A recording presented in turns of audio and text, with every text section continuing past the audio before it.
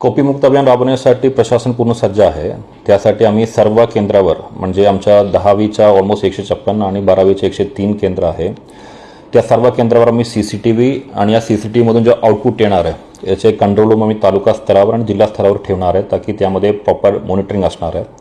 त्यासोबत सर्व संवेदनशील सेंटरमध्ये आमच्या विशेष भरारी पथकाची नेमणूक आम्ही केलेला आहे।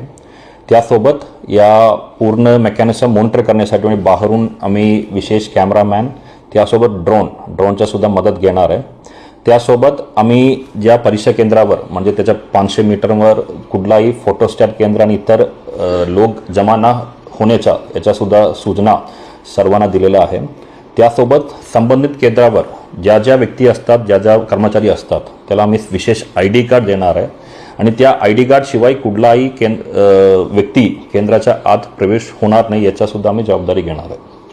त्या केंद्राच्या परिसरामध्ये जर कोणी कॉपी देताना आढळलं तर त्याच्यावरती काय कारवाई केली जाणार आहे आणि त्यातून एक मेसेज जो बीड जिल्ह्याला या अगोदर जो शिक्का लागला होता तो पुसून काढण्याच्या दृष्टीने कसा प्रयत्न नाही आम्ही तसे कुठल्याही प्रकारच्या व्यक्तीला बघितलं असेल या तसं काही प्रक्रिया बघितलं असेल 100% त्यामध्ये आम्ही मॅलप्रॅक्टिसेस ॲक्ट असतात त्याच्या अंतर्गत आम्ही FIR करून घेणार आहे आणि त्यांच्यावर कठोर कारवाई करणार आहे आणि पूर्ण बीड जिल्हा एक कोपीमुक्ती अभियान आम्ही पूर्ण स्ट्रिक्टली राबवण्याच्या सर्व प्रशासनाला आम्ही सूचना दिलेल्या आहे। पालकांना आणि विद्यार्थ्यांना काय आव्हान असेल परीक्षा देत असताना कशा पद्धतीने? एकच मुद्दा आहे की तुम्ही चांगल्या पद्धतीने नियोजन करावे, अभ्यास करावा आणि त्या परीक्षेचे दिवस तुम्ही लवकर परीक्षा हॉलमध्ये पोहोचून तुम्ही ज्या पद्धतीने तुम्ही खरोखर जो अभ्यास केलेला आहे त्यासाठी तुम्ही ज्याप्रमाणे तुम्ही कुठलाही गैरवापर आणि गैरप्रकारचा अवलंबून न करता तुम्ही परीक्षा दिला पाहिजे।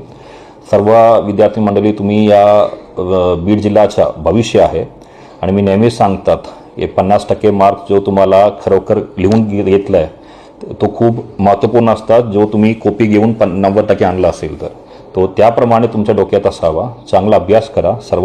सर्व विद्यार्थ्यांना मला मनापासून शुभेच्छा। बीड जिल्ह्यामध्ये किती संवेदनशील केंद्र आहेत असे?